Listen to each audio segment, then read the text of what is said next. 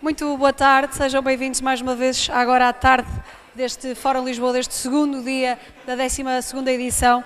Neste painel de hoje, na Faculdade de Direito de Lisboa, vamos ter um tema sobre desinformação, propaganda eleitoral e também integridade das eleições. Será com certeza muito importante. Peço-vos que vão dirigindo aos vossos lugares, enquanto vou chamar então os nomes dos palestrantes e, claro está, também do moderador.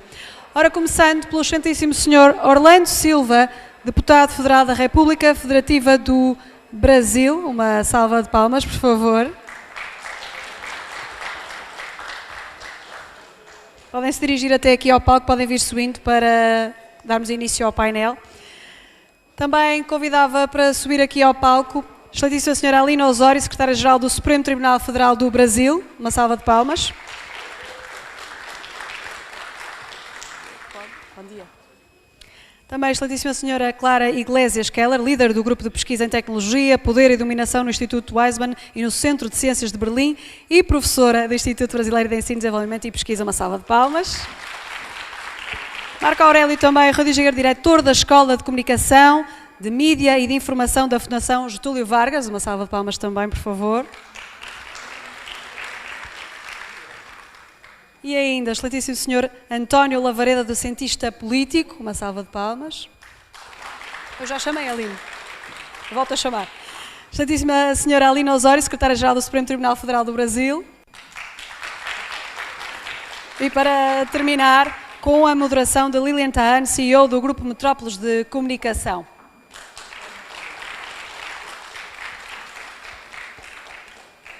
Muito obrigada a todos. Desejo-vos um painel muito interessante, com boas conversas, e passo a palavra à Lilian. Até já.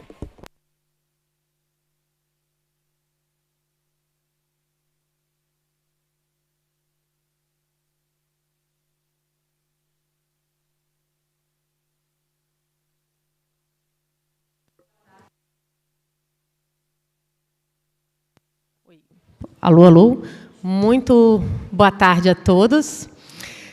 Bom, eu sou a Lilian Tahan, sou jornalista, fundadora e CEO do Grupo Metrópoles de Comunicação, e hoje eu tenho a honra de iniciar a mesa em curso que discutirá desinformação, propaganda eleitoral e integridade das eleições.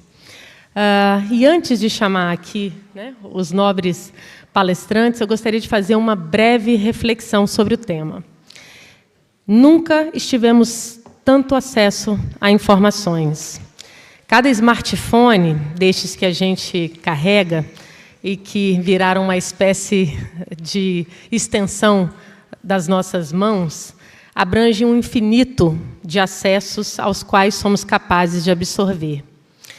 De maneira instantânea, nós conseguimos estar a par de praticamente tudo o que acontece em qualquer parte do planeta. No nosso mundo, existem 5,4 bilhões de pessoas ligadas na internet. Então, é muita gente com muito acesso à informação. Nós consumimos informações através da busca ativa, mas também somos fisgados pelas tramas envolventes das redes sociais, que nos seduzem com as assertivas provocações de seus algoritmos. Mas o acesso infinito ao conteúdo também nos joga em um oceano de informações duvidosas, insidiosas, muitas vezes simplesmente mentirosas.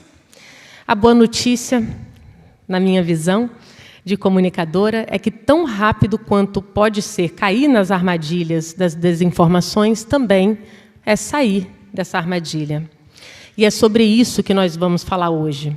Quais são os mecanismos, as ferramentas que nós temos disponíveis para que a gente consiga evitar que a desinformação interfira em processos democráticos, como as eleições, por exemplo. Não temos de ter medo do debate de ideias, da divergência e de ideologias diferentes. Mas todos nós aqui, cheios de privilégios, temos de dedicar parte dessa nossa energia no sentido de contribuir para que cada vez mais pessoas tenham acesso a bases de informações confiáveis, legítimas, verdadeiras e passíveis de checagem. Então, agora, eu tenho a alegria aqui de convidar para a gente começar aí a nossa mesa, deputado Orlando Silva, muito obrigada pela sua presença. Então, cada um dos palestrantes vai ter 10 minutos para poder discutir o tema. Fique à vontade, deputado.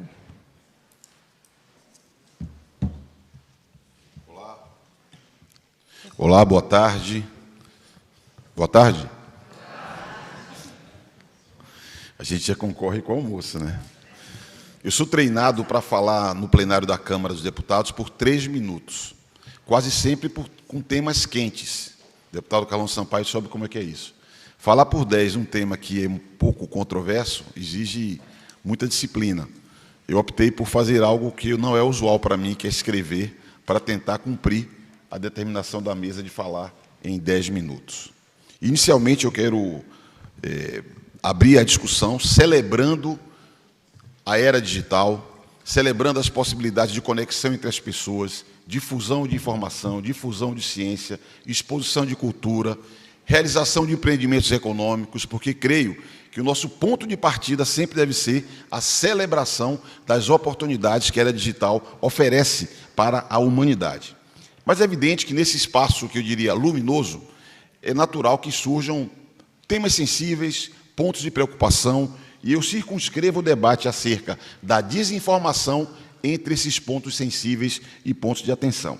Um assunto que entrou mesmo na agenda das Nações Unidas, e vou me referenciar em 2 conceitos expressos num documento recentemente produzido lá, chamado Integridade da Informação nas Plataformas Digitais, onde apresenta diretrizes para o debate global que inclua compromissos com a integridade da informação, respeito aos direitos humanos, apoio à mídia independente, aumento de transparência, empoderamento de usuários, mais confiança e segurança na operação desses serviços, entre outros itens. E é importante frisar, e eu valorizo esse aspecto nesse documento, de que não há uma conexão entre desinformação e informação falsa.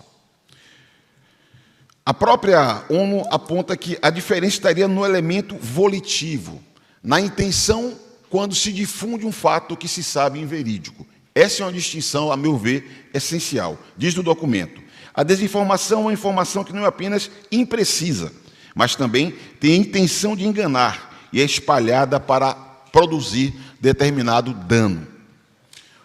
Eu penso que esse documento das Nações Unidas também acerta quando associa riscos da desinformação à ausência de mecanismos eficazes e suficientes para a regulação do ambiente digital. Há, evidentemente, um debate que alcança até mesmo o chamado modelo de negócio dessas importantes empresas, ancoradas, sobretudo, na dita economia da atenção. Volto ao documento. Algoritmos são projetados para priorizar conteúdo que mantém a atenção dos usuários, maximizando, assim, o engajamento e o faturamento publicitário. O conteúdo impreciso e discurso de ódio concebidos para polarizar usuários e gerar emoções fortes costuma ser o que mais gera engajamento.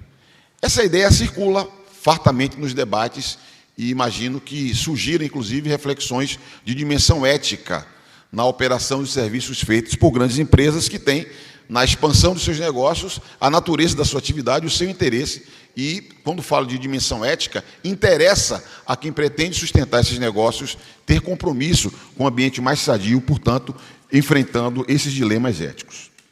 O Parlamento brasileiro, com avanços e recuos, tem, nos últimos 4 anos, feito inúmeros debates, reuniões com especialistas, pesquisadores, com a indústria, com a sociedade civil e mesmo com organizações internacionais.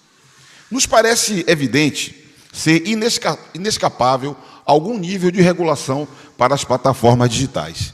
Observo que o ato dos serviços digitais, o ato dos mercados digitais, mais recentemente o debate sobre inteligência artificial no Parlamento Europeu, já se converteram em referências básicas para esse debate. Apesar de que eu sempre digo que há 2 caminhos possíveis no mundo. O caminho europeu, nos termos que todos conhecemos aqui, e o caminho americano, numa visão, na minha perspectiva, ultraliberal, a partir da primeira emenda, de decisões da Suprema Corte importantes, que mantém uma espécie de imunidade para as plataformas digitais. Há uma tensão entre esses 2 caminhos, A opção brasileira do Marco Civil, como todos sabem, aqui, os brasileiros, é a opção pelo caminho americano, pelo caminho liberal, na imunidade que eu vejo no artigo 19 do Marco Civil, mas essa tensão segue no debate e segue presente no debate brasileiro. E o centro dessa discussão está em torno de duas questões essenciais, que é o tema da responsabilidade e o tema da transparência, que aparecem em qualquer espaço ou ênfase que discutamos a regulação sobre plataformas digitais. Aqui, nesse debate, o nosso enfoque está, evidentemente, na desinformação como risco à rigidez de processos eleitorais e, portanto, uma tensão com a própria democracia, que pressupõe a escolha livre e consciente do eleitor. Sabemos que o avanço das tecnologias tem sua incidência cada vez maior na vida e na tomada de decisões de todas as pessoas. Tem sido capaz de embotar até mesmo fronteiras entre o virtual e o real. Isso tende a se ampliar com o desenvolvimento da inteligência artificial generativa. Se fizermos um brevíssimo mosaico, podemos ver que as eleições presidenciais da Argentina já foram marcadas pela utilização das chamadas deepfakes e o uso de inteligência artificial e manipulação de vídeos, falseando posicionamentos para atrapalhar adversários e, evidentemente, atrair apoiadores. No Parlamento Europeu, são públicas, inclusive, queixas quanto à intromissão de Estados fora da comunidade europeia, tentando incidir sobre o processo eleitoral utilizando deepfake e doppelgangers. Na Itália, uma intensa campanha houve para que eleitores não votassem. Na Espanha, as campanhas de desinformação aplicavam até técnicas que permitiriam fraudes eleitorais através de voto duplo, enquanto na Alemanha surgiu a forma de marcar cédula. A forma de marcar cédula eleitoral foi alvo também de desinformação. Na nossa região, no México, campanhas de desinformação atingiram as duas principais candidatas à presidência da República. A candidata governista, acusada de querer acabar com a propriedade privada e ameaçando fechar a igreja de Guadalupe, que todos aqui admiram, quem lá pôde conhecer. A candidata oposicionista foi acusada também de acabar com todos os programas sociais. Isso pautou o debate vivido naquele país, o que mostra que não há viés exatamente político ou ideológico para a difusão de desinformação, infelizmente. Na Índia, com seus mais de 640... o México teve um caso interessante também, Aline, doutora Aline, uma insinuação de que a Justiça Eleitoral estaria oferecendo canetas que apagariam a marcação do voto, na contínuo a votação acontecer. Vê que a criatividade não tem fim daqueles que tentam desinformar. Na Índia, com seus quase 640 milhões, mais de 640 milhões de eleitores, e a Índia é curioso que é um país que tem alguns serviços de mensagem, sobretudo, que tem um impacto tão importante quanto esses serviços têm na informação no Brasil e, eventualmente, na desinformação. A publicidade lá, da internet, segue as mesmas regras da publicidade de demais veículos. E lá o que se viu? A criação de milhares e milhares de contas fantasmas, de contas de aluguel, que foram utilizadas fartamente para, estando dissociados de partidos, candidaturas e campanhas, manejarem informações estimulando discurso de ódio contra minorias étnicas e conteúdos desinformativos. Consta que perto de 20% dos anúncios políticos da eleição da Índia, do maior difusor de informações pelas redes naquele país, são alvos de investigação nesse momento. Infelizmente, não foram ainda identificados e punidos os responsáveis. Essa lista ela é ilustrativa, suficiente para mostrar a dificuldade que temos para conter o binômio desinformação e inteligência artificial. Temos experiências não muito, digamos assim, temos experiências terríveis no Brasil, com suas consequências conhecidas no campo da desinformação, sobretudo no que diz respeito a ataques à rigidez e à integridade do processo eleitoral. Isso motivou uma resolução importante do Tribunal Superior Eleitoral, que, na minha perspectiva, acertou ao afirmar uma resolução especificamente que mira o uso malicioso da inteligência artificial e de plataformas digitais para fins de propaganda eleitoral ou contra-propaganda eleitoral. Estabelece uma gradação entre aquilo que é lícito e não será regulado, aquilo que é lícito e deve ser regulado e aquilo que é ilícito, portanto, vedado e objeto de sanções. Vou acelerar mais ainda. Um parêntese. Um parêntese. O uso de inteligência artificial não pode ser confundido, como sempre um uso lesivo, como sempre um uso perigoso. O uso de inteligência artificial ele pode ser muito útil para otimizar o contato do eleitor com campanhas, facilitar o acesso e entendimento sobre propostas e programas, auxiliar mesmo a criação e montagem de peças de campanha, entre muitas outras potencialidades. Fechado aqui esse parêntese para que nós valorizemos a importância que tem o uso de IA. Voltando à resolução TSE, ela prevê que qualquer conteúdo multimídia que tenha IA para criar, substituir, omitir, mesclar, alterar, velocidade ou ainda sobrepor imagens ou sons, deve carregar aviso explícito. E há toda uma preocupação com relação ao tema transparência, informação ao eleitor. E eu creio que isso é importante para que ele saiba o que recebe, reflita e decida com a consciência das informações recebidas até ali. Eu creio que, na mesma linha, estabelece que a utilização de chatbots e avatares para intermediar a comunicação de campanha com os eleitores deve se submeter à transparência, à identificação, mas veda que seja simulada a interlocução com o candidato ou outra pessoa real. Eu creio que a identificação de que o conteúdo foi produzido com uso de inteligência artificial é útil para maior transparência e não fiquemos expostos ao mundo ficcional. A resolução veda o recurso a deepfake, que é aquela criação, manipulação que me referi aqui, de áudios, vídeos, até porque hoje é possível produzir algo com um realismo hollywoodiano, com a manifestação e o uso, manejo dessas tecnologias. Isso é importante. Imagine uma eleição acirrada e às vésperas do pleito, com os prazos eleitorais que conhecemos aqui, nós tenhamos circulando uma deepfake que mostra o candidato flagrando, cometendo um crime, ou ali se produz uma fake prova para demonstrar uma denúncia publicada anterior. Isso poderia comprometer completamente a legitimidade do processo eleitoral. O tribunal mostrou preocupação com a disseminação de desinformação em massa, é certo. Importante dizer que deepfake está considerado na resolução como parte de conteúdo desinformativo. Em ambos os casos, tão importante quanto a vedação, isso é importante, é a sanção aplicável no caso de burla. Aqui se incorporou a sanção prevista na Lei Complementar 64, de 1995, que prevê cassação de registro de candidatura e do mandato, ou seja, pena máxima. Pena máxima. É uma medida dura.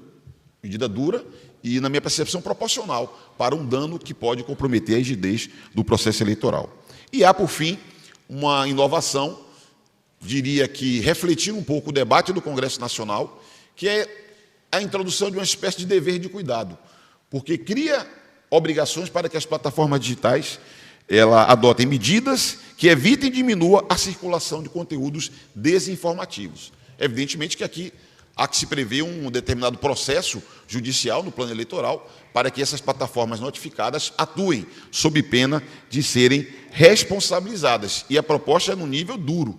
Responsabilidade solidária me parece um nível duro. Ou seja, o tema da responsabilidade que me referi anteriormente como nuclear aparece na resolução TSE vinculado ao tema da transparência. Concluo dizendo que é digno de nota críticas, e é sempre bom estarmos abertos e permeáveis a críticas. Críticos que afirmam que pode haver riscos de restrições e obrigações podem produzir uma atitude das plataformas que silenciem parcelas da população, na medida em que, se houver alguma zona cinza, se não houver uma medida judicial muito nítida e eficiente, uma zona cinza pode determinar a retirada de conteúdos legítimos. É uma crítica que, na minha percepção, precisa ser considerada, precisa ser posta na mesa e analisada por aqueles que vão operar o processo eleitoral. Mas, ainda assim, sabendo dos riscos, eu quero render as minhas homenagens ao Poder Judiciário brasileiro, porque realiza muitos esforços para garantir a integridade do processo eleitoral no país, nesse ambiente tão desafiador. Mas não posso deixar de registrar a consciência de que o parlamento brasileiro está desafiado, dentro das suas competências e atividades típicas, de constituir uma regulação para plataformas digitais, considerando os debates realizados no plano internacional e suas melhores experiências, como a NetzDG, como o Ato de Serviços Digitais. E o parlamento deve fazer isto porque lá é a casa do debate público, das expressões legítimas dos grupos organizados, da busca por consensos e da formação de maiorias representativas da sociedade brasileira. Isso produzirá a segurança jurídica que também é tão necessário para a nossa democracia.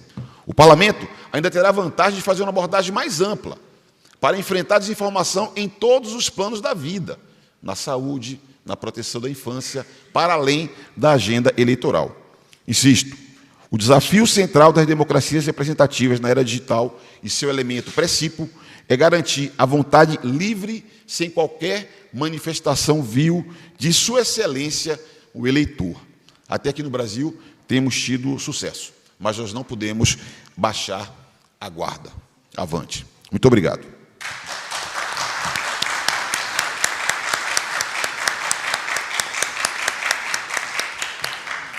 Muito obrigada, deputado Orlando Silva, pela importantíssima contribuição para o debate. Eu chamo agora a doutora Aline Osório, secretária-geral do Supremo Tribunal Federal do Brasil. Por favor. Boa tarde a todas e todos. Eu tenho muito prazer e muita honra em participar deste Fórum de Lisboa. Eu agradeço aos organizadores do evento, na pessoa do ministro Gilmar Mendes, em nome de quem cumprimento os demais organizadores, palestrantes e participantes do fórum. Bom, 2024 é um grande ano de eleições. Mais de 4 bilhões de pessoas irão às urnas em diversos países, o que representa cerca de metade da população mundial. Estamos, assim, em um ano central para a democracia no mundo. Até mesmo porque, nos últimos ciclos eleitorais, os pleitos passaram a ser um teste de estresse para a sobrevivência dos regimes democráticos, especialmente pela possibilidade de ascensão de líderes extremistas, autoritários, antidireitos, mas também pelos danos associados à disseminação massiva da desinformação. Pois bem, na minha apresentação de hoje, eu gostaria de falar um pouco da dimensão dos riscos que a desinformação representa no contexto atual. E eu gostaria de trazer uma reflexão sobre a existência de uma combinação de fatores especialmente explosiva, que faz com que tenhamos um cenário de grande incerteza e risco. Eu vou citar 5 desses fatores. O primeiro, a generalização do uso de inteligência artificial generativa. Em uma velocidade sem precedentes, a IA generativa tornou-se disponível ao público em geral. E isso traz uma consequência para as eleições. Em eleições passadas, a desinformação ela era produzida por humanos e disseminada artificialmente por robôs, por uma série de tecnologias. Mas agora, a perspectiva é que tanto a produção da desinformação se torne sintética, quanto a sua distribuição. É interessante que um grande executivo de uma Big Tech, o CEO de uma Big Tech com quem eu conversei em Davos esse ano, se mostrou cético quanto ao impacto da IA sobre a desinformação. Ele disse: as pessoas não precisam de deepfakes hiperrealistas para acreditar em mentiras. Elas são convencidas por vídeos falsos caseiros. De fato, ele tem um ponto. Mas é impossível negar que a IA traz pelo menos 3 implicações de escala para a desinformação. Primeiro, o aumento do volume da desinformação. Se eu posso produzir conteúdos sinteticamente, eu posso produzir milhares num tempo de 1 segundo. O segundo é o aumento da qualidade dos conteúdos desinformativos, dos conteúdos falsos, que se tornam hiperrealistas, áudios, vídeos, imagens, textos. Em terceiro lugar, o aumento da personalização da desinformação, que amplia a possibilidade de microtargeting para audiências diversas. Tudo isso, claro, é capaz de aumentar o potencial de convencimento da desinformação e, portanto, o potencial de dano.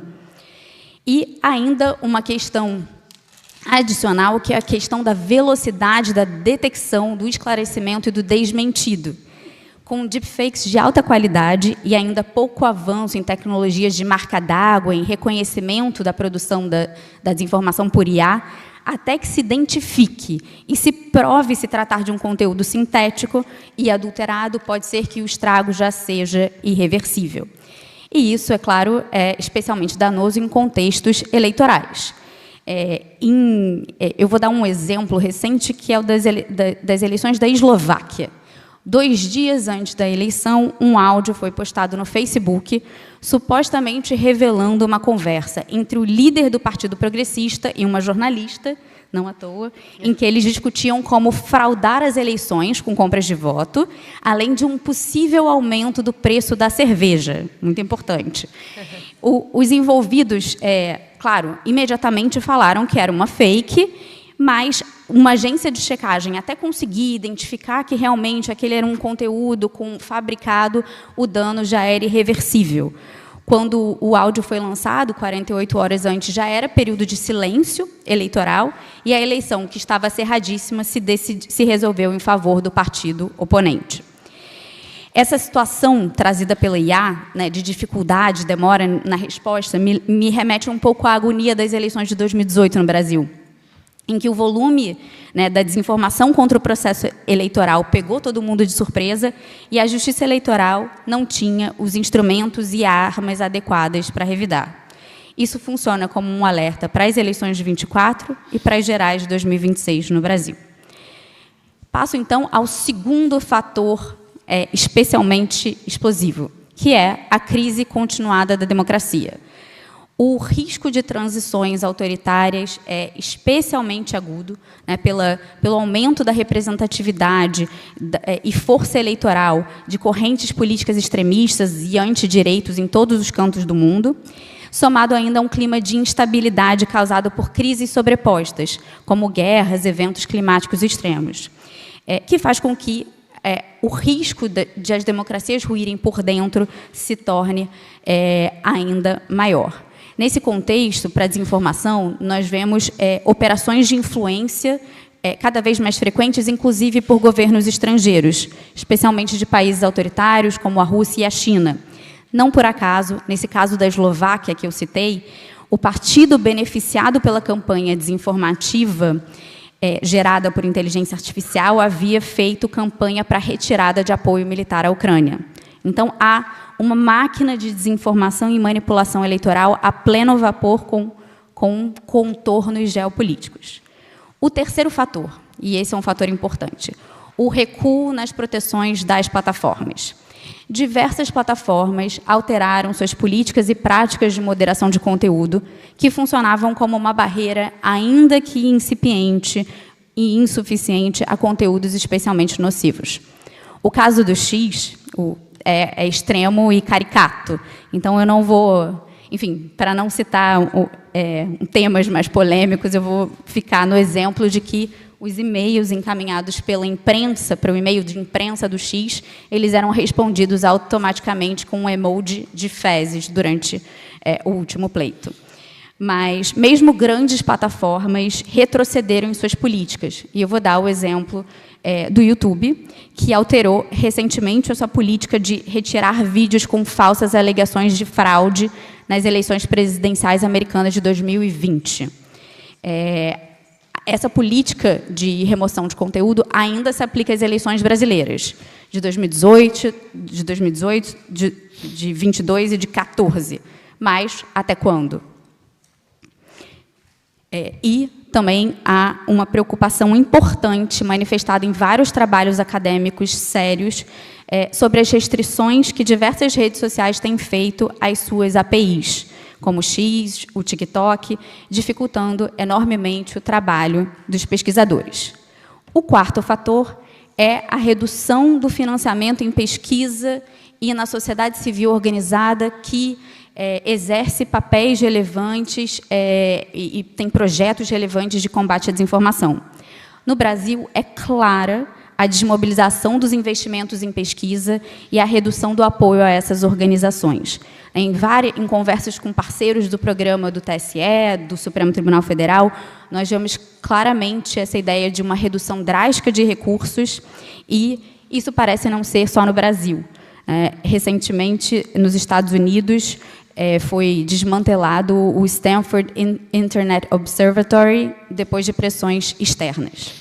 E o quinto e último fator, e eu estou aqui chegando ao final do meu tempo, nos últimos anos nós vimos um avanço em várias iniciativas regulatórias, mas o cenário regulatório ainda é insuficiente, incerto ou incipiente, dando os seus primeiros passos. É claro que se tornou claro para todos que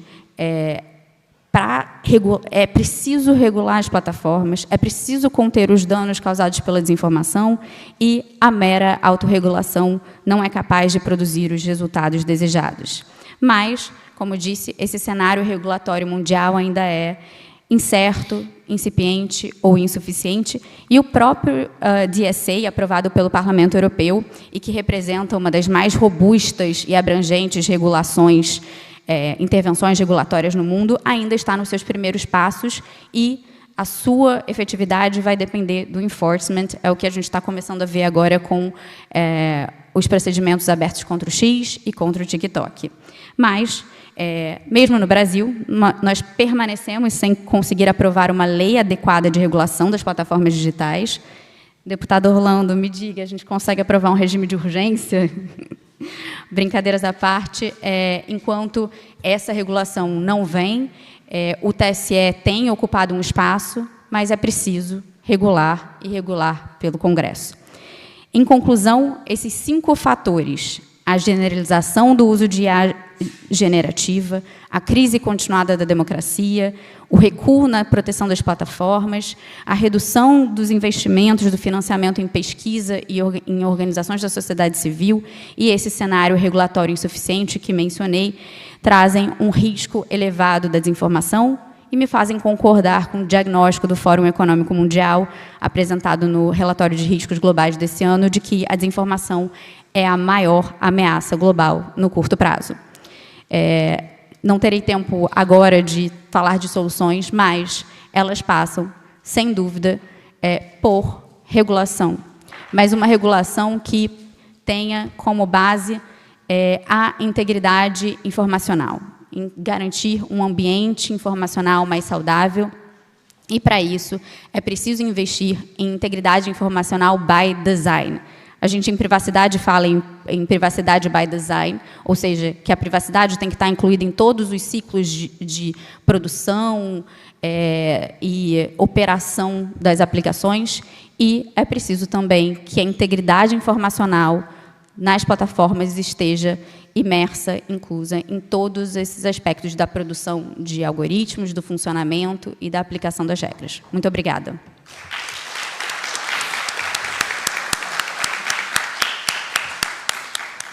Muito obrigada, doutora Aline. Agora eu chamo a doutora Clara Iglesias Keller, líder do Grupo de Pesquisas em Tecnologia, Poder e Dominação do Instituto Weizenbaum e no Centro de Ciências Sociais de Berlim e professora no Instituto Brasileiro de Ensino, Desenvolvimento e Pesquisa.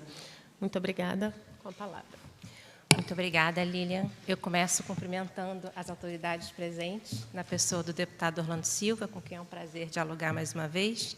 Agradeço a organização do evento, a FGV, na pessoa do professor Carlos Ivan, o IDP, a Faculdade de Direito de Lisboa. Cumprimento meus colegas de painel e todos os presentes. Ultimamente, eu tenho pensado muito na versatilidade da desinformação. Como que um fenômeno que se apresenta de uma forma tão semelhante expressa coisas tão diferentes em lugares diferentes do mundo. Hoje eu queria falar um pouco de desinformação eleitoral, tanto como ação comunicativa, como ação política. É claro que essas duas dimensões não são estanques, a comunicação é política também. Mas eu acho que, entendendo essas duas perspectivas, talvez nós possamos compreender melhor o que está em jogo quando a gente fala da necessidade de integridade eleitoral e de construir instituições resilientes. Então, na sua dimensão comunicativa, como uma prática discursiva, a desinformação pode ser entendida essencialmente como um problema de escopo da liberdade de expressão, do que pode e do que não pode ser dito numa democracia. Como sabemos, uma das dificuldades de encontrar respostas no direito está no fato de que ela não se enquadra perfeitamente nas categorias que já existem para abuso da liberdade de expressão. Até as categorias que já existem, o discurso de ódio, a difamação, elas têm um processo interpretativo que não é nada simples, quiçá no caso de um fenômeno que está numa zona cinzenta de legalidade e que ainda por cima envolve dinâmicas sociais e políticas muito distintas que vão muito além da questão da expressão. No processo eleitoral, esse cálculo está sujeito a um equilíbrio diferenciado. Trata-se de um momento excepcional dentro das democracias representativas. E eu digo isso, apesar de parecer óbvio, porque recentemente no Brasil nós discutimos ano passado como deveria ser a regulação de conteúdo online durante as eleições. E essa excepcionalidade foi posta em questão. Se deveriam se aplicar as regras do Marco Civil, que sempre se aplicam. Pois, então, acho importante dizer que nós temos, sim, um regime jurídico específico, até uma jurisdição especial, o que deveria falar por si. A missão é garantir que, ao mesmo tempo que o eleitor tem acesso a uma pluralidade de informações, que também estejam operando as regras de responsabilização especial, que tem por objetivo manter essa integridade comunicativa das eleições. A cada ciclo eleitoral, esse desafio ele se torna mais complexo. Não vou repetir, as falas que me antecederam colocaram muito bem as questões de IA generativa, de microdirecionamento de conteúdo, a própria curadoria desse espaço. Mas também acho importante dizer que a literatura caminha para reconhecer cada vez mais que a desinformação infiltra instâncias que vão além dos nossos espaços digitais. A linguagem desinformativa, etc., também está presente, às vezes, na grande mídia e, como sabemos muito bem, em governos, que se tornam origens de desinformação em muitos casos. Enfim, essas questões precisam muito ser enfrentadas no âmbito do processo eleitoral e também fora dessa excepcionalidade. A impressão que eu tenho é que, atualmente, ao adjudicar as eleições, o próprio judiciário lida com um fenômeno cujas raízes e efeitos estão muito além das suas competências, o que me leva à segunda dimensão. O acúmulo teórico, interdisciplinar e empírico, principalmente, indica que a desinformação tem um forte caráter de ação política. Então, mais do que uma técnica de manipulação permanente, os estudos, na verdade, mostram que os comportamentos, inclusive eleitorais, são até mais estáveis, em sua maioria, na maioria das vezes, são estáveis ao longo do tempo. O que a gente vê... Bem baiana, hein, deputado? Gostei. Infelizmente, eu vou ter que continuar, não é uma música.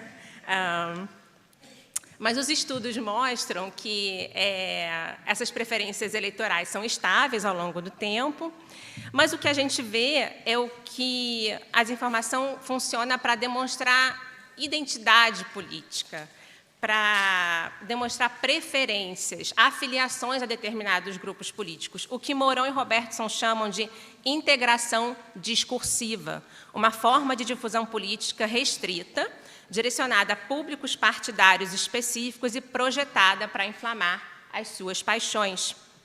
E eu digo isso para dizer que, a meu ver, não podemos falar de desinformação sem falar de erosão democrática, um assunto que a doutora Aline já apontou no seu segundo ou terceiro ponto, que é um rótulo que tem tantos outros que são utilizados pela literatura, com algumas distinções conceituais, mas cujo objetivo é indicar, ao invés de rupturas drásticas e ruptivas do regime, da institucionalidade democrática, aqueles processos em que a democracia vai enfraquecendo por compromissos incrementais de conquistas que já eram entendidas como estáveis dentro do regime democrático. Tivemos essa experiência no Brasil, no governo anterior, muitos outros cenários empíricos se assemelham, como o caso da Polônia, que também teve uma mudança mais recente, mas Hungria, Turquia, são muitos os casos que a literatura trata. De forma geral, o potencial nocivo da desinformação é mesmo direcionado à confiança em pilares da democracia. Então, ela afeta, por exemplo, a confiança nas instituições de controle, de contrapesos, facilitando, assim, que governos autoritários contornem esses controles para avançar as suas políticas. Ela afeta a confiança no jornalismo, que perde também, que se enfraquece para poder relatar as disputas de poder e trazer o poder para a responsabilidade. E, num contexto de pós-verdade, a adesão à desinformação, ela expressa a rejeição e desvalorização dos modos tradicionais democráticos de produzir e legitimar o conhecimento. É até curioso que a gente fala tanto que vive na sociedade da informação, na sociedade do conhecimento, e, no entanto, temos uma força política dedicada a deslegitimar essas formas de validação do conhecimento. Isso tem impactos na ciência, no jornalismo e também nas políticas públicas. Recentemente, tivemos uma tragédia indescritível no Rio Grande do Sul e muitas notícias de que campanhas de desinformação estavam prejudicando o acesso de uma população já extremamente vulnerabilizada por uma tragédia às políticas públicas de socorro que se ofereciam naquele momento. Então, as preocupações normativas são muito importantes, mas, na realidade, temos também pessoas sofrendo as consequências dessa crise epistêmica. Acho que podemos chamar assim. Então, o que existe aqui é uma ameaça inconteste à possibilidade de debate e deliberação pública sobre os temas de interesse comum, porque já não conseguimos concordar sobre que temas de interesse comum são esses. Nesses cenários em que as conquistas democráticas estão em jogo, nesses cenários de erosão democrática, a gente vê, por exemplo, a possibilidade de controlar os governantes, os direitos das minorias, sem dúvida a pauta ambiental cada vez mais arriscadas, não é de se admirar que a desinformação tenha um destaque especial, que ela sirva a esses propósitos políticos também como uma ação comunicativa. Benedikt Neuer, por exemplo, já se referem à ascensão de esferas públicas iliberais, em que os sistemas de comunicação contribuem para a decadência das normas da democracia liberal. E alguns autores já vão dizer que a ascensão dessas esferas públicas iliberais, a difusão de desinformação, a crise epistêmica, já geram por si uma arena de erosão democrática. Então, não necessariamente precisaríamos da impossibilidade de de alternância no poder ou da dissolução de um parlamento para ver uma democracia em erosão, mas a própria existência de uma esfera pública iliberal em que é impossível compartilhar de uma versão dos fatos que nos permita tomar decisões como coletivo já seria uma democracia erodida. Vou encerrar, vejo que tenho 1 minuto, vai dar tempo. Acho que tem que regular, vou deixar isso bem claro, concordo com o deputado, admiro muito o trabalho incansável no parlamento, enfim. Mas o meu ponto final é que não existe integridade do processo eleitoral sem enfrentamento à desinformação, mas também não existe manutenção das nossas democracias como as conhecemos, ainda que falhas, ainda que limitadas, ainda que não cheguem para todos, elas não podem andar para trás, elas têm que andar para frente. E essa tarefa pela preservação da integridade das eleições, sem dúvida, tem um papel fundamental, mas não será suficiente para conseguirmos endereçar o centro dessa crise epistêmica. Por quê? Por que essas populações são atraídas por esse discurso e precisam demonstrar sua identidade política através de uma conduta tão danosa e tão tóxica para a democracia? Eu gostaria de encerrar com essa reflexão e agradeço imensamente o convite mais uma vez.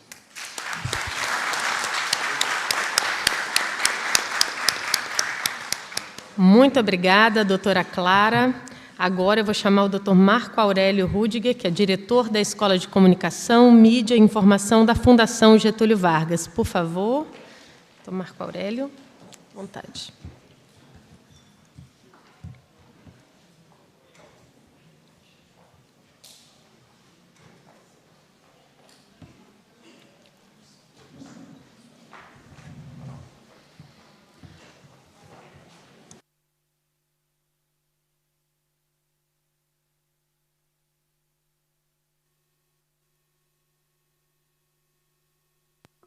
Bom, enquanto elas botam a apresentação na tela, eu vou iniciando aqui, para a gente não perder o tempo tão precioso, né? Então, eu queria começar, enfim, agradecendo aqui o convite do Fórum de Lisboa, que mais uma vez é uma honra para mim estar aqui presente, né? Cumprimentar, enfim, o IDP, a Fundação Getúlio Vargas e os colegas aqui do painel. Ah, já está aí? Tá bom. Alô? Tá bom. Tá.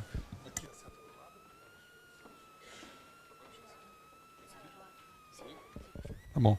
Então, eu vou apresentar aqui rapidamente os elementos da reflexão que nós temos feito, né, que ela vem a partir assim, do que a gente tem visto nos últimos anos, assim, vou supor mais ou menos 20 anos para cá, crescentemente há um impacto, né, que foi denominado na sociologia da judicialização da política, e que gerou tantos tensionamentos, mas também tantas soluções, tantas proteções, inclusive institucionais, a partir, digamos assim, de uma exposição mais assertiva, digamos assim, do judiciário na vida pública e também sobre o processo político, né? A gente sabe que isso foi bastante controverso, mas foi muito estudado pela sociologia, e eu lembro do Werneck Viana, Maria Alice de Carvalho, outros colegas tão queridos do UPERJ, que desenvolveram esse trabalho, o Sula Vareda também discutiu já muito essa questão. O que a gente vê hoje, esse elemento aqui da reflexão que eu quero trazer, é basicamente que, para além da judicialização da política, a gente tem um outro processo que agora se sobrepõe como uma outra camada, uma camada adicional na questão sobre a política em si e em cima do próprio judiciário. Ou seja, toda a nossa vida social ela está sendo coberta, digamos assim, por uma outra camada de complexidade que vem da imanência assim, crescente assim, das tecnologias de informação, e que alteram profundamente todos os processos sociais, mas, sobretudo, geram uma problematização inaudita na questão da democracia. Então, eu quero situar isso daqui com a seguinte reflexão inicial, né?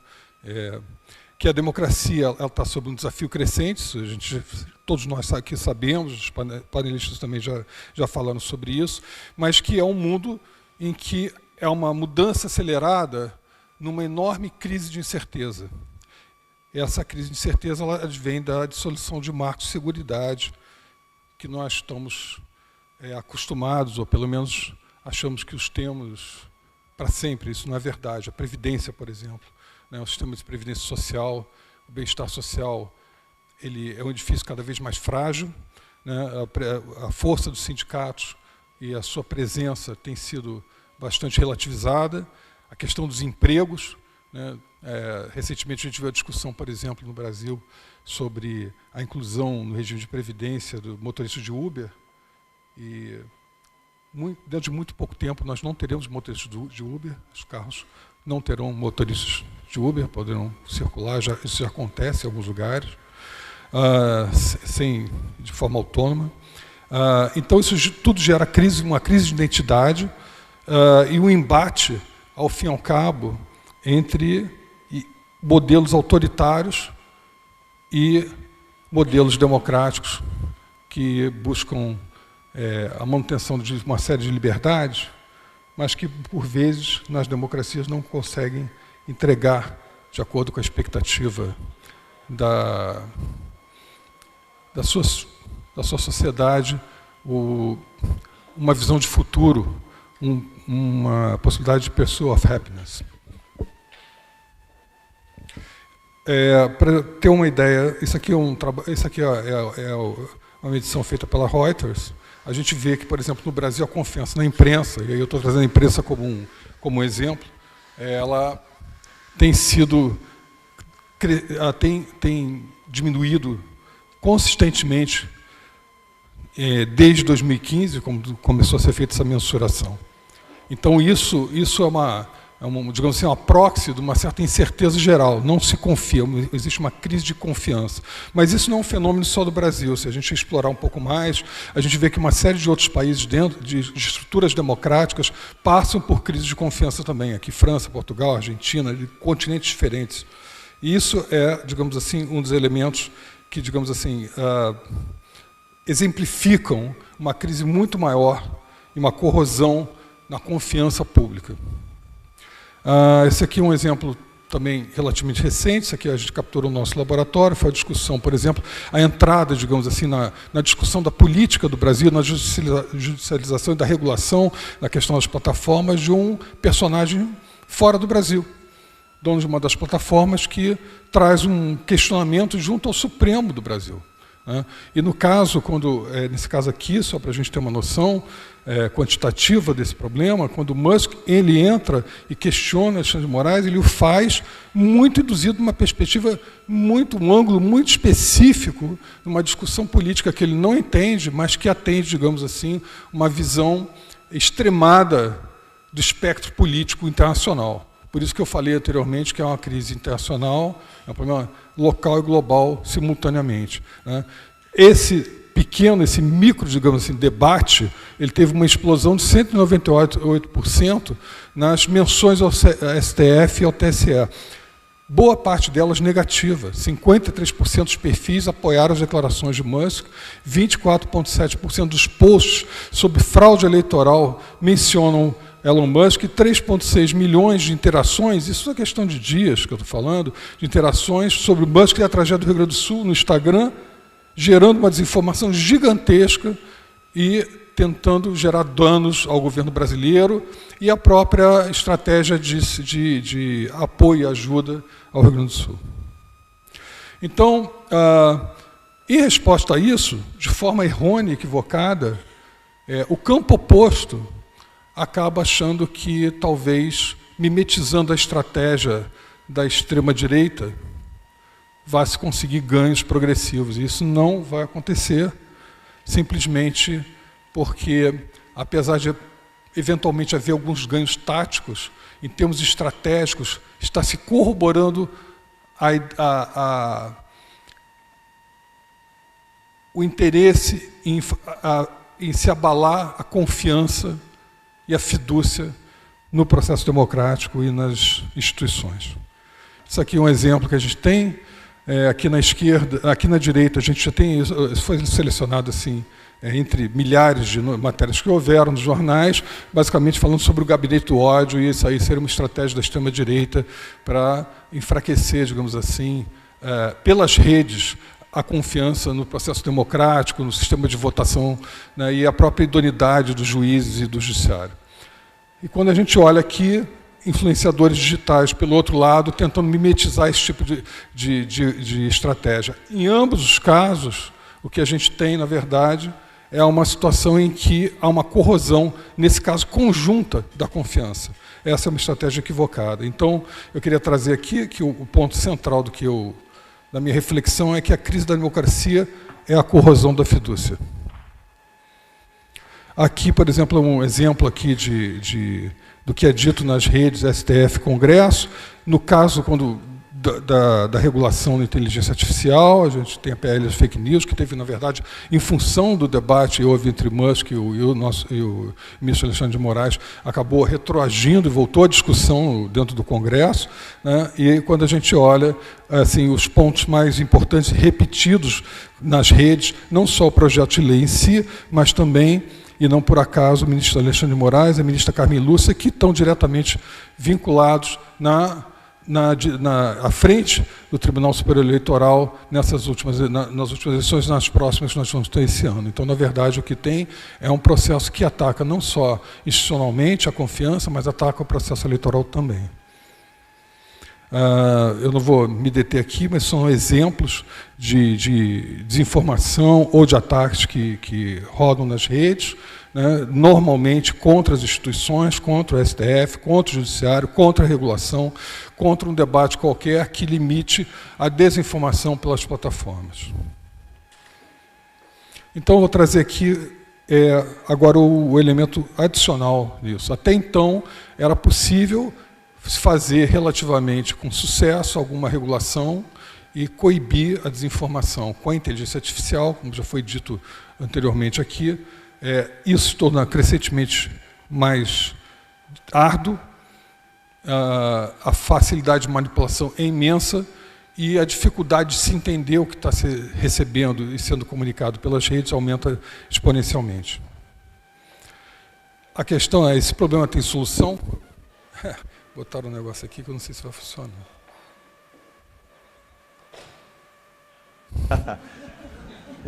Not really. Maybe. It's classified. Agora isso não vai funcionar. Vou me virar aqui no computador.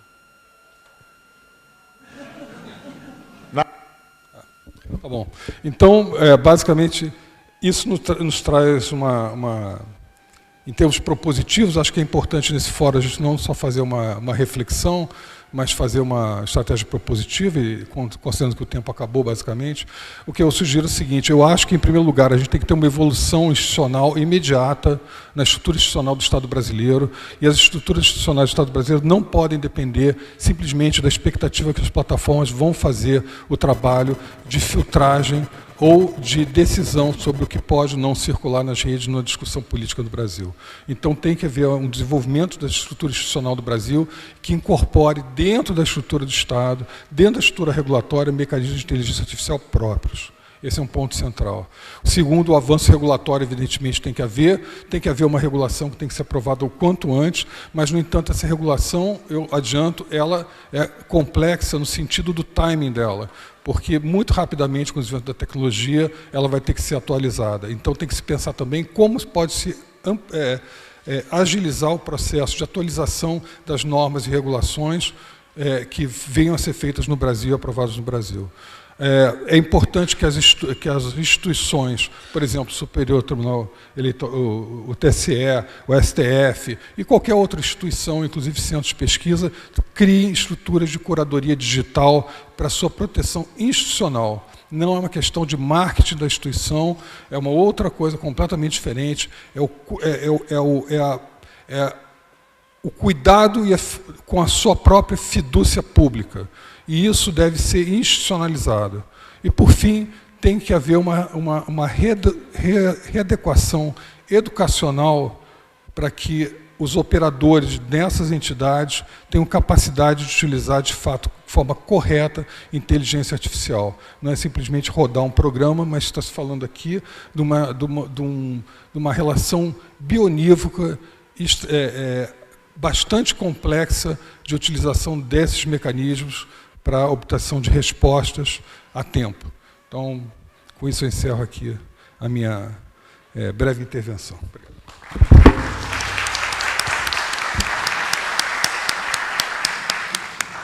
Muito obrigada, doutor Marco Aurélio. E agora eu vou chamar o doutor Antônio Lavareda, quem vai falar. Muito obrigada. Com a palavra.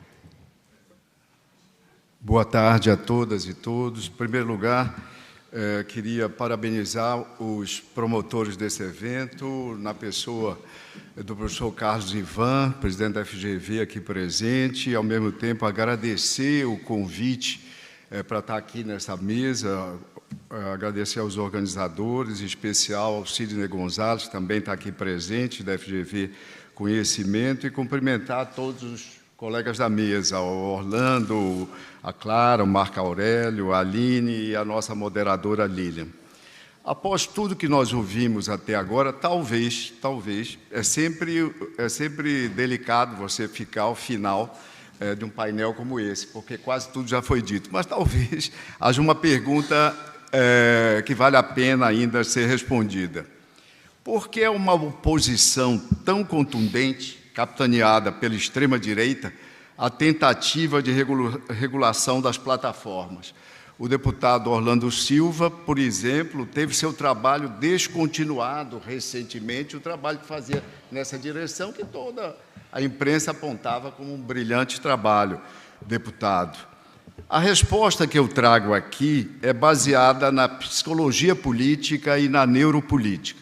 Para os interessados que desejem ir mais a fundo nesse assunto e ver a bibliografia que eu não vou estar mencionando, eu conversava com a moderadora Lília que eu vou precisar mais uns 2 minutos, mas, na verdade, o texto que eu fiz para essa apresentação, quando eu fui computar o tempo, dava 40 minutos. Então, eu remeti para o caderno Ilustríssima da Folha de São Paulo, então o texto integral vai estar publicado nos próximos dias. Comecemos, então, pelo início. A opinião pública é movida por sentimentos. Não são as ideias que põem as massas em movimento. São as emoções por elas despertadas. Os sentimentos gerados pela narrativa dos fatos, mais que os próprios fatos. Um corolário do que Damásio resumiu. Somos máquinas de sentimentos que pensam e não máquinas racionais que se emocionam. Somos seres mais racionalizadores do que racionais. Historicamente, as lideranças antissistema, de esquerda ou de direita, somente tiveram êxito quando foram capazes de despertar em uma quantidade suficiente da população a raiva e a indignação necessárias para enfrentar e vencer as instituições vigentes. O medo coletivo é polarizador. Ele amplia divisões, frequentemente politiza e distancia o que antes eram diferenças pouco valorizadas, conciliáveis. Leva a uma sensação de instabilidade que termina efetivamente por produzi-la, estimulando protestos, conflitos e até a derrubada de governos. Atua na reconfiguração do debate público. O medo estimula os indivíduos a abandonarem lideranças e partidos tradicionais, galvanizando o apoio a líderes autoritários que lhes acenam com segurança e proteção. O medo é justificador de políticas repressivas, de restrições de direitos e até da aceitação de intervenções militares. E quanto ao papel da raiva? Enquanto na origem o medo polariza, divide a sociedade entre nós e eles, os líderes políticos que o promovem ou acentuam projetam a culpa nos supostos responsáveis pela ameaça e direcionam raiva e ódio como resposta ao outro grupo. Contudo, a transposição do medo à raiva sempre foi e será marcada pelas suscetibilidades e propensões individuais. Se o medo abre a porta para a mudança de preferências, a raiva gera militância cujo cérebro é capaz de ações violentas. É ela que mobiliza para a política os indivíduos com propensão autoritária, predisposição genética, traumas passados, variação nas circunstâncias materiais e econômicas condicionam a resposta emocional. Sob o ângulo das respostas fisiológicas, não obstante o fato de que no medo e na raiva haja a presença de neurotransmissores comuns, adrenalina, noradrenalina, cortisol, na raiva também ocorre a liberação de testosterona. E é isso que explica, deputado, a predominância dos homens nos círculos mais exaltados, online e offline, das fileiras atuais da extrema-direita. Para identificar o peso desses sentimentos nos eleitorados, o quanto esses sentimentos prevalecem na população, pesquisamos esse ano, e eu trago aqui alguns dados preliminares de pesquisas realizadas aqui em Portugal e no Brasil, surveys conduzidos pelo IPESP nos 2 países. Em março último, o Partido Socialista Português estava fragilizado por uma operação policial realizada no final do ano anterior pelo Ministério Público, ação que depois se mostraria impertinente e abusiva. Assim, as eleições legislativas atingiram em cheio a legenda, o PS, que perdeu cerca de 30% da votação anterior. O partido da extrema-direita, o Chega, mas que quadriplicou sua bancada, ganhando 50 representantes numa ascensão meteórica. O sentimento predominante naquele momento, em relação à forma como Portugal estava sendo governado, era de preocupação, medo por parte de 54% dos entrevistados. Indignação e raiva vinham em segundo lugar com 15 pontos percentuais. Mas observar os apoiadores do Chega corrobora a nossa expectativa teórica. Por óbvio, embora o partido seja o principal disseminador do medo e da raiva, ele não conseguiria atrair em Portugal todo esse contingente, pois a crítica historicamente acirrada aos socialistas por parte da oposição do centro-direita tradicional, comandada pelo PSD, uma força enraizada na sociedade, serve como um muro de contenção aos extremistas. Porém, o que chama atenção entre eles é que a indignação e raiva ocupava 32% das menções dos votantes no Chega, mais de 2 vezes o percentual localizado no total da amostra. Dados do Brasil, inéditos, datam de maio último e se refere a sentimentos em relação ao governo do presidente Lula, do PT, dessa feita cruzados pela variável de aprovação e desaprovação ao mesmo. Entre os que desaprovam o governo e o presidente, 57% revelam preocupação e medo e 22% manifestam raiva e indignação. Mas o percentual de raiva e indignação nesse grupo representa 9% do total do eleitorado, um contingente com cerca de 14 milhões de pessoas, com um sentimento francamente aversivo em relação ao presidente e seu governo, sentimento reforçado ininterruptamente pelas fake news que circulam nas suas redes.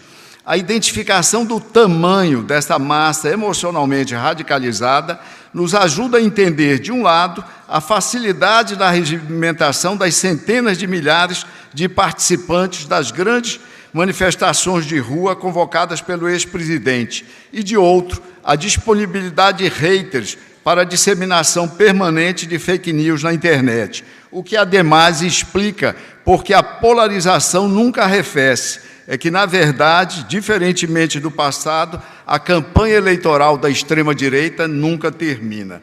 Medo e raiva. Embora ambos desempenhem um papel maléfico, o segundo parece ser o principal reator da usina de desinformação.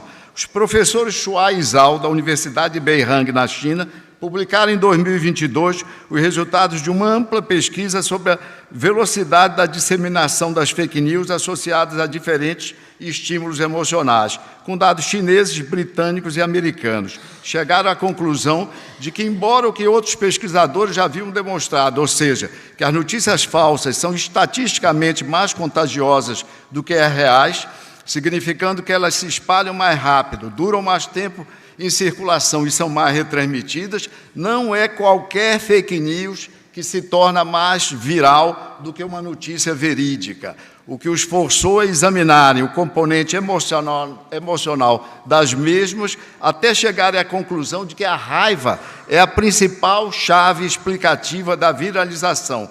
Quanto mais aumenta o seu teor, mais cresce o potencial de contágio, numa proporção de 6 vezes em relação a outros estímulos emocionais. Voltando ao Brasil, apesar do inquérito das fake news do STF ter trazido à tona tudo que trouxe sobre o sistema de desinformação, apesar da recente resolução do TSE, apesar de 77% da opinião pública brasileira serem favoráveis à regulação das redes do WhatsApp para evitarem fake news, não se consegue avançar no nosso parlamento uma legislação que as combata permanentemente. A convergência dos interesses econômicos das plataformas e das forças de extrema-direita torna muito difícil avançar nessa direção. Concluindo, se queremos extrair uma lição de tudo isso que nós vemos nessa mesa, por todos os outros participantes e também a nossa colocação, e responder à pergunta inicial, nós devemos reconhecer que em cenários como brasileiro ou americano, onde a correlação de forças não é tão favorável ao campo democrático quanto na União Europeia, não obstante o crescimento recente do extremismo nesse continente, será muito mais poderosa a resistência das forças antissistema às tentativas de regulação. simplesmente porque elas não podem, não é que não queiram, é que elas não podem abrir mão das fake news para confrontar a imprensa tradicional e para ressignificar de forma incessante a realidade, com narrativas carregadas com sentimentos de medo e de ódio. Sem isso, a ecosfera radical perderia intensidade e dimensão. Na ausência desse combustível emocional, provavelmente definharia. Dito de outra forma, sem fake news, a extrema-direita agoniza. Muito obrigado.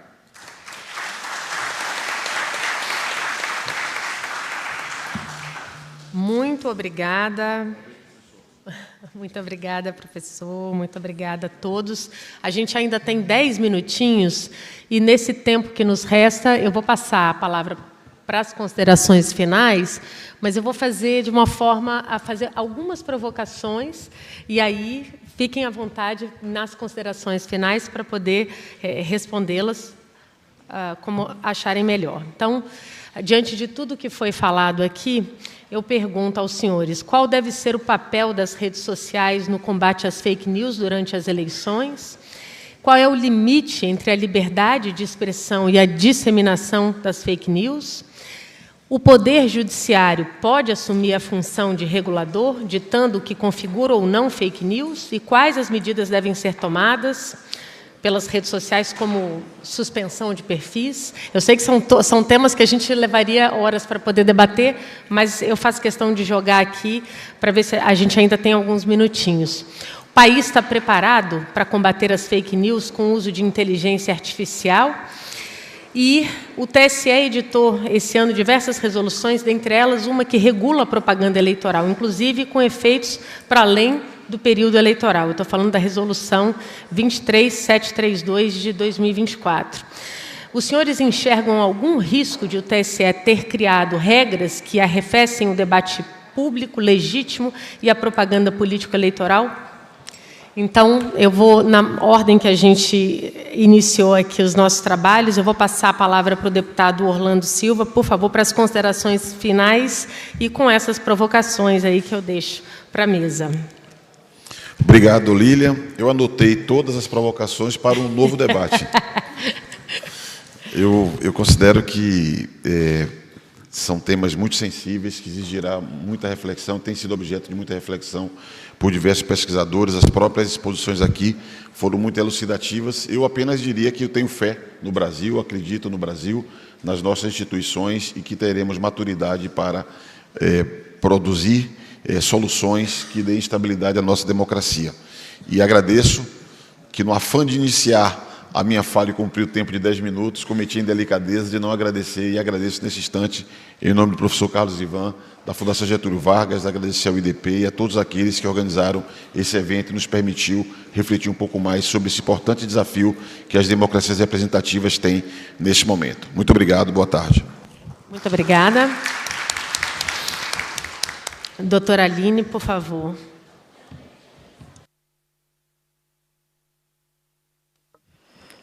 Boa parte das provocações feitas, elas falam um pouco sobre um pouco a ideia de que regular é preciso. Mas acho que a pergunta que fica é: que regulação? Na minha fala, decorrem da minha fala alguns pontos básicos. Primeiro, a regulação para transparência. Um passo crucial é conceder aos pesquisadores acesso total às APIs das redes sociais e ter um sistema de transparência robusto desenhado na regulação. Acho que um segundo passo que eu também mencionei foi a ideia de integridade informacional by design, tornando as plataformas digitais os players centrais nessa garantia de um ambiente, de um ecossistema digital informacional mais saudável. E, talvez, o ponto mais polêmico seja o da responsabilização. E eu defendo a responsabilização, sobretudo por riscos sistêmicos, na linha do DSA. E, mais do que isso, e aí tratando das suas provocações, eu defendo que nós temos que ter uma grande cautela ao defender a reformulação do regime de responsabilização de intermediários estabelecido no artigo 19 do Marco Civil. Cautela para quê? Para não criarmos exceções excessivamente amplas, com base em termos genéricos, que acabam gerando insegurança e uma potencial restrição à liberdade de expressão. Esse é um equilíbrio, claro, delicado, e a ideia é não criar regras e exigências difíceis de serem implementadas tecnicamente, porque há uma profusão de casos limítrofes e uma complexidade de análises e interpretações semânticas. E isso para que não se abra margem para remoções massivas de conteúdo por parte das plataformas. É interessante que, acho que há um ano atrás, nos reunimos um grupo de pesquisadores para enviar ao deputado Orlando sugestões ao texto do PL. E acho que um dos pontos importantes dessa reformulação foi não interpretar a responsabilização das plataformas como um comando para a criação de um sistema de vigilância e monitoramento. E a outra proposta que eu lembro que fizemos, e acho que a Clara também participou, a Laura, foi de apoiar a proposta apresentada pela Comissão Especial de Direito Digital do Conselho Federal da OAB, de criação de um sistema brasileiro de regulação de plataformas, com o Conselho de Políticas Digitais. Porque não adianta aprovar uma regulação qualquer, ou qualquer que seja a regulação, se não tivermos um órgão de enforcement adequado. É isso, muito obrigada. Muito obrigada, doutora Clara. E agora, doutora Aline, agora eu passo a palavra para a doutora Clara fazer as suas considerações finais. Obrigada, Lilian, pelas provocações. Qual o papel das plataformas digitais? Eu volto para o ponto de que o processo eleitoral ele foi tradicionalmente regulado como um momento excepcional da democracia. As radiodifusoras sempre obedeceram a regras durante o processo eleitoral de propaganda política e tantas outras, e acho que faz todo sentido que, havendo agora uma esfera pública que é em larga parte digitalizada, a gente também tenha regras que, é claro, permitam que essas empresas operem, mas que, de alguma forma, também cuidem dessa parte da nossa esfera pública, desse lugar onde a disputa eleitoral acontece. Então, precisamos de regras, precisamos de parâmetros para que essas empresas possam se adequar. A quebra de paradigma é real.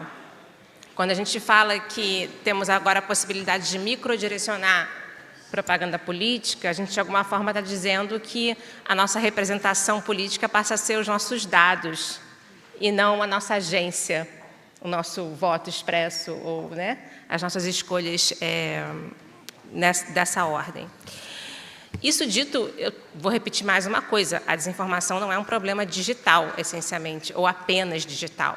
A gente já identifica a propagação da linguagem na mídia tradicional, a gente tem governos que são verdadeiras fontes de desinformação em alguns lugares do mundo, e o tipo de crise democrática, do qual a desinformação é um sintoma ou um vetor, dependendo de como você abordar, não se resolve só com uma parte do problema. Assim. A gente precisa de reformas que tratem também das nossas desigualdades históricas, das nossas, enfim, dos nossos males, que foram tão determinantes também para a crise política que nos trouxe até aqui. Muito obrigada mais uma vez pelo convite, pela moderação, Lilian, e a todos vocês pela atenção. Muito obrigada. Agora eu passo a palavra para o doutor Marco Aurélio, para as considerações finais. Muito obrigada, doutora Clara. Eu acho que é interessante pensar que nem a Europa, nem o Brasil tem plataformas significativas.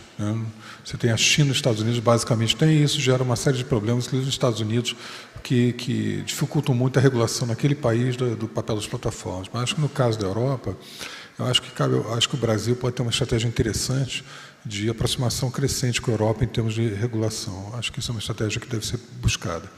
De qualquer maneira, eu tenho uma preocupação grande com uma certa expectativa e daí uma certa transferência de responsabilidade das plataformas para ajudar na filtragem, digamos assim, de fake news ou desinformação. Elas têm estratégias diferentes, políticas diferentes, interesses diferentes, elas vivem das informações que coletam, elas não têm sequer o propósito de gerir bens públicos em si. Então, acho que o Estado tem que se repensar na sua estrutura, tem que ter muito mais agilidade. A norma que é feita hoje, em 8 meses, 1 ano, já não está exatamente mais adequada para acompanhar a evolução tecnológica. Eu acho que tem que ter um investimento muito grande na estrutura do Estado, entendendo uma nova realidade e uma nova dinâmica de adaptação da regulação para a velocidade da mudança da própria tecnologia. Sempre vai estar atrás, mas não precisa ficar tanto atrás. Eu acho que a gente tem um problema grande de confiar demais nas plataformas, e a gente vê o caso do Elon Musk, por exemplo, com o X, é um bom exemplo disso. Eu finalmente queria dizer o seguinte: eu acho que a gente tem que trazer para dentro da estrutura estatal. Acho que uma coisa interessante que o ministro Barroso fez, ele fez uma coligação bastante forte, potente, com várias organizações da sociedade civil, instituições de pesquisa. Acho que isso deve ser mantido, reforçado. Acho que devem ser construídas máquinas de inteligência artificial próprias, que possam fazer uma dupla checagem também ao papel que as plataformas estão fazendo sob regulação. Não se pode confiar 100% nas plataformas para fazer uma coisa que é do mandato público, porque com isso a gente enfraquece o próprio papel do Estado e fortalece a insegurança que se tem, até porque não existe uma norma comum para todas as plataformas. As políticas estão diferenciadas e sequer são explicitadas. É isso. Muito obrigada, professor Marco Aurélio. Agora eu passo para as considerações finais. Doutor Antônio Lavareda, por favor. Olha, acho extremamente meritório a iniciativa do Tribunal Superior Eleitoral, emitindo a resolução, sobre a qual tanto falamos hoje. Mas eu tenho absoluta convicção de que isso é francamente insuficiente. E por que insuficiente? Eu adiantei, mas isso valeria mais um período mais longo dessa nossa conversa. É porque as campanhas eleitorais não se circunscrevem mais, como no passado, ao período oficial das campanhas eleitorais. Quando os jornalistas se perguntam frequentemente: olha, mas por que nunca diminui essa polarização do Brasil? É porque nunca termina a campanha eleitoral. A campanha eleitoral de 2022 continua a todo vapor nas redes sociais, basta frequentá-las. Então, acredito que a questão da regulação das plataformas em bases permanentes é fundamental.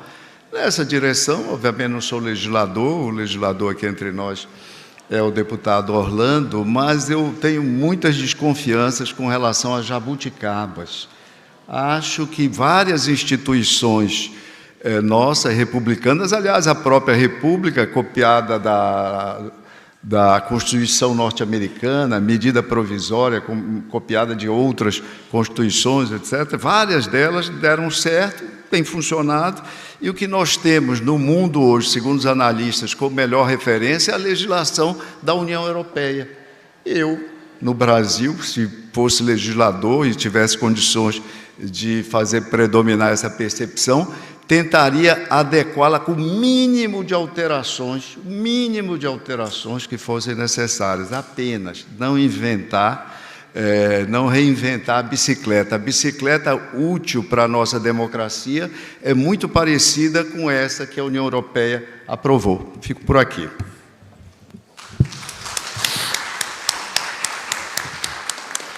Bom, então eu quero agradecer enormemente aqui a participação, deputado Orlando Silva, muito obrigada, doutora Aline, doutora Clara, doutor Marco Aurélio, doutor Antônio Lavareda. Foi uma tarde, eu acho que, cheia de muitas perguntas, algumas respostas, mas um espaço riquíssimo para reflexão. Muito obrigada pela presença de todos.